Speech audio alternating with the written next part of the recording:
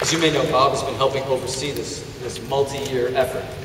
And it's really infusing the park with more classic characters, more Disney storytelling, more atmosphere, and frankly, more Disney DNA. So, Bob? We actually have to thank all of you, the cast members in the audience, for the tremendous support in this reinvention of DCA, which is going so well. I'm hoping that some of you saw the new main entrance that was just revealed a few weeks ago, or very shortly ago. That is just the gateway into the next big phase of construction, which will transform this to the Buena Vista Street. Buena Vista Street is, much like Main Street, USA, which reflects the town of Walt's youth. Buena Vista will transport guests to the Los Angeles of the 1920s and 30s, when Walt first came here to start his career in filmmaking and to create the company that we know today. It will completely reshape the entry experience to this park with a mixture of beautiful architecture, shopping, dining, and fantastic entertainment. I'm particularly excited about this. This is one of the things that I feel like this park didn't have, which was this great entry sequence with huge atmosphere. So it would encourage people to stop, enjoy the park, and really take it all in, like Main Street does for Disneyland. And I think some people here in California have a nostalgia for the red cars that used to run throughout our Southern California area. And we are bringing them back in a highly detailed, wonderful experience. You'll be able to take them from the main entrance all the way out, as far out as the Tower of Terror. Now, we also just finished a wonderful 3D fly-through of our model for Buena Vista. And this will give you a sense of what will be behind that main entrance when it opens, when we reveal that. As you can see, it will be an immersive environment, the best of California's history and the best of Walt's history. You'll walk down this very intimate, narrow, tree-lined street. You'll see the red cars coming around. And at the end of the street, framed by Buena Vista, you will see this beautiful new icon, completely new icon, for DCA, which is a reinvention of the Carthay Circle Theater. Don't forget to tell them about the great restaurant that we're putting in the Carthay Circle Theater, which is being developed by our amazing chef, Andrew Sutton from Napa Rose.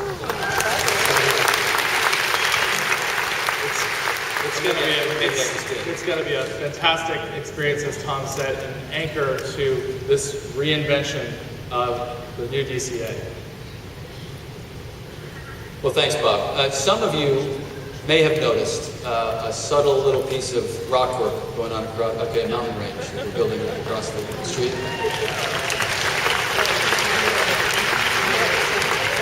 As you all know, that's the backdrop for Cars Land, the single biggest component of this Disney California Adventure expansion. So, here to join us to talk about this all-new 12-acre land is a veteran Imagineer who actually began her career right here at Disneyland in 1976, selling rubber snakes and shrunken heads at Adventureland. I didn't know that till yesterday. So, thank you, Bob, and ladies and gentlemen, the executive producer for Cars Land, Kathy Mango.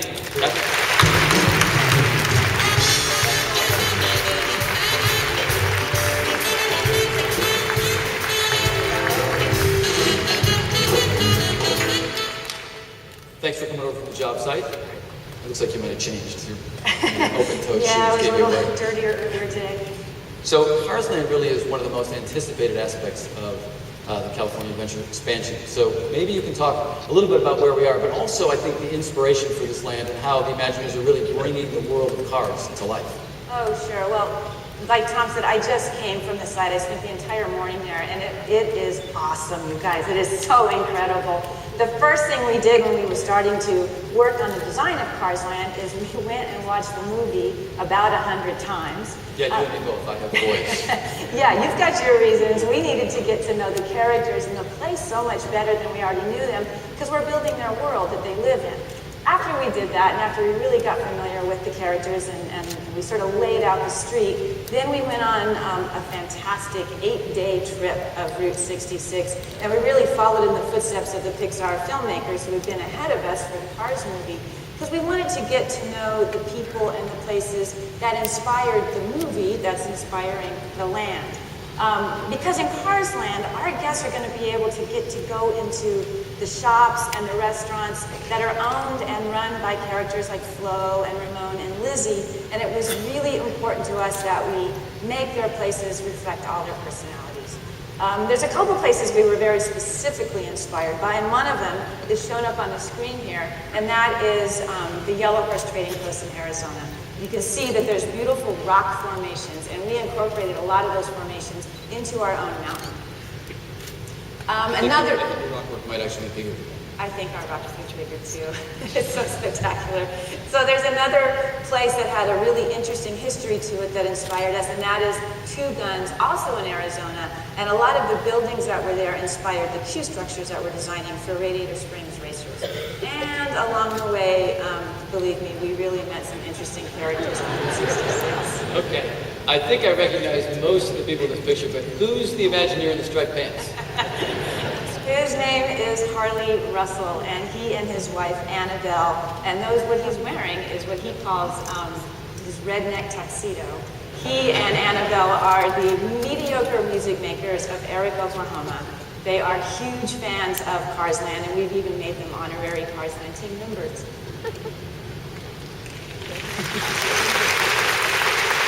What was so great about meeting Harley and Annabelle and so many other people on the road is that they had become friends with the people at Pixar. In fact, a lot of them went to the opening of Cars when it opened up in the East Coast. And they helped Pixar bring their film to life, and they invited us into that same circle of honor.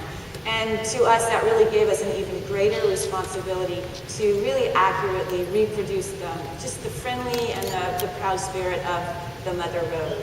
So I know we're scheduled to walk the site in a couple of weeks, and that'll be great, but can you give us a little update on the construction?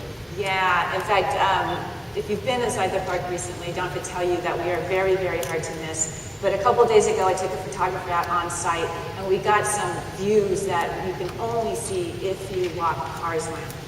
So what we're looking at now, this is going to be our Route 66. This is our main street. It is the heart of Radiator Springs, and you can see off to the right, that is Ramon's House of Body Art, which will be a merchandise location for us. And off to the left, with the building with the tire finial, that is going to be Luigi's Casa de la Tires. And at the end of the street there, you see the white steel frame building. That is the framing for the courthouse that will anchor the end of Route 66 for us. And you see off in the distance our mountain. Now, this is, I think, got to be the world's largest wingnut. This day that we were out taking photos happened to be the day that we topped off Flo's V8 Cafe with this wingnut on top of the rotunda. So you can see that from a couple views in the park now, but it was an exciting milestone for us. And I can tell you, I've never worked on a project before where I can say wingnut as often as I'm saying wingnut. So the whole place is just going to be great. What we're looking at now are Sally's Cozy Cones. The Cozy Cones will be location for snack foods. It's going to look a little bit like what just slid over to the right when it's finished. Think of it as a cornucopia of food. Sally loves her cones. And of course, this is the play field for Luigi's Flying Tires. Luigi's Flying Tires. I probably don't have to tell this group is based on the old flying saucer attraction at Tomorrowland that closed in the mid-60s. You'll be able to get into your fettuccine brand tire. A gust of air will come up from beneath you. Luigi will tell Guido to turn on the air compressor, and you'll go off flying. I have a tiny little update. We walked the site today with John Lasseter. We turned on the fans. We stood on the floor, and we are getting ready to test this ride. We're going to do ride testing in a couple weeks, so we are very excited about this one. And of course, we can't talk about Cars Land without talking about our e-ticket, which is Radiator Springs Racers. It is really going to be fantastic. It's going to be an incredible experience. You get to meet all your favorite characters before you end up racing another vehicle in and among all that beautiful rock work. And Tom, as you know, you tested it with us last summer. We had a test track up, and you know how much fun this is going to be. I did test ride. In fact, John Lasseter and I got to go and take a ride together It was phenomenal. We just kept saying, go again, go again. Now, speaking of John, by the way, I know you walked the site with him today, and he's been a guiding force throughout the development, really, of Cars Land. Now, John's known for many things. His amazing creativity, his passion for storytelling, and his unique fashion sense. John, are you here? John never makes a move without one of his trademark shirts. And if I'm not mistaken, that was an inspiration for you here at Cars Land too, right? Yeah, John has a Hawaiian-style shirt for all occasions, including some of these that are based on Route 66. So believe it or not, we asked him to go into his closet and bring us his Hawaiian-style shirts that have these different prints on them, and we gave them to our costume designers who designed for our cast members. And so when Cars Land opens, you will see some cast members wearing custom Cars Land Hawaiian-style shirts just for this land, all because of John.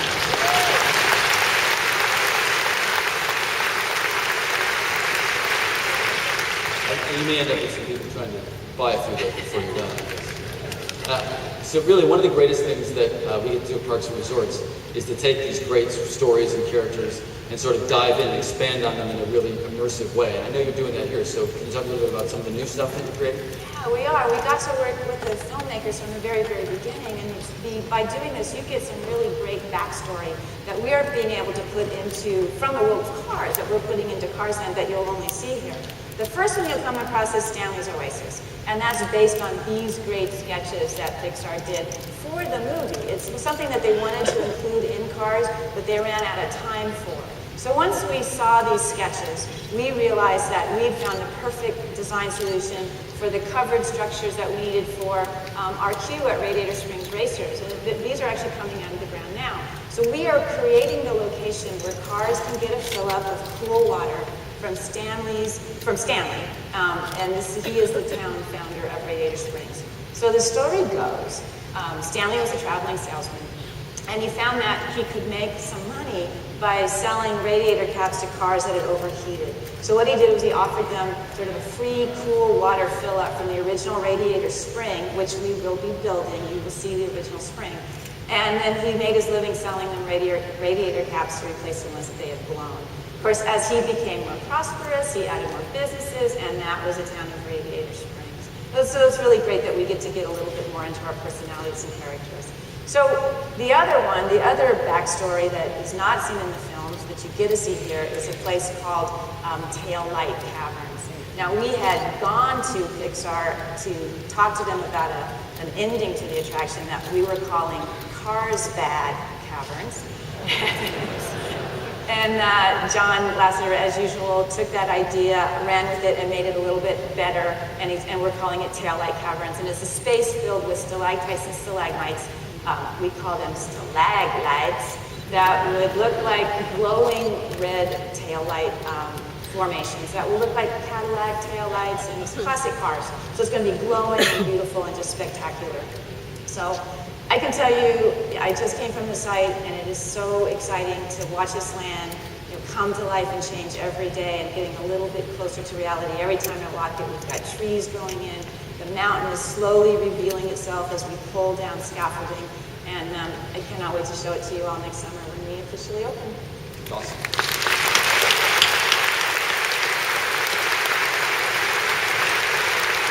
So, Kathleen, thanks very much for being here and for all the amazing work you're doing. Really appreciate it. Thank you.